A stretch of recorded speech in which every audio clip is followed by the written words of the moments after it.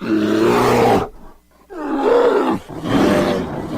dog would have been no match for this bear. We've got grandkids that I watch. I can't let them play out there unsupervised. It's not a pleasant thought when you leave the house at 5:30 in the morning to go to work and you don't know if there's a bear right outside the door. They claw, trying to climb, and they can destroy your stuff. A lot of the lower peninsula, and very much including this region of the state, has seen a big increase in black bears the past couple of years. Just a few years ago, if someone said they'd seen a bear, it earned them the sort of look reserved for people who dress up their dog to look like a camel, or for those who throw glass-blowing parties. But now it seems you're as likely to see a bear as a beetle, Volkswagen that is, which is causing both excitement and alarm for many residents in the area. Ginny Brooks lives along Victory Drive, not far from Hamlin Grocery. She's had a Bruin looking to cause ruin near her bird feeders. He was underneath where the feeders are, and he was just down on his belly laying there, and he was going like this, just scooping them all in a pile, and then he'd eat some. And I turned the back lights on, but it didn't bother him, so I turned this one on. And it didn't bother me either, so I got a bright flashlight, and I was trying to shine it on him so Jim could get some pictures of him. He was gorgeous. When I shined right in his eyes, he got a little irritated, and he got up, and he went for that tree, and kind of stood up like he was, and he looked back at me, and he was tall. And Victory Township resident Mike Moran has also crossed paths with a bear. I was looking for deer and just going for a ride, and a black bear ran right across the road in front of me. Probably 500 yards. Maybe not 500, a little shorter than that, 300. But I was really surprised.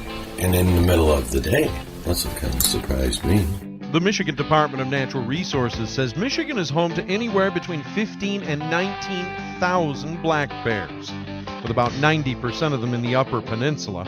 Females weigh up to 250 pounds, males up to 400 pounds. And when they stand on their hind feet, they can be about 5 feet tall.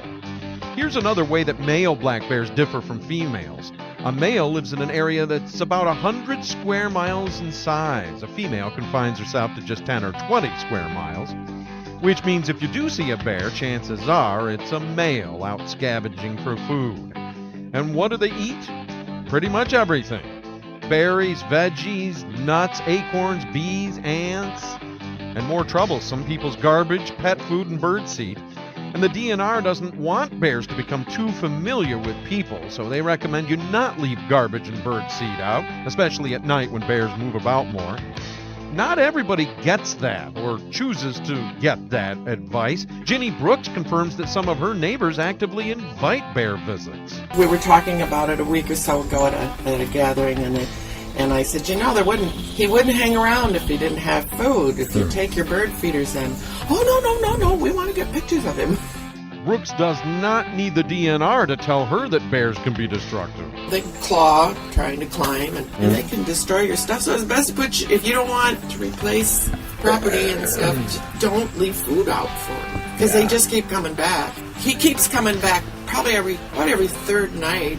The DNR hopes you listen to Brooks and avoid leaving out any type of bear food. They have a very good memory, and they'll keep coming back to your outdoor restaurant as long as the table is set. The DNR says that's dangerous when wild animals lose their natural fear of humans. That's when people get attacked. As 12-year-old Abigail Wetherell was mauled 4 years ago in the Cadillac area. She suffered puncture wounds, deep gashes to her thigh, and bruises. She did survive.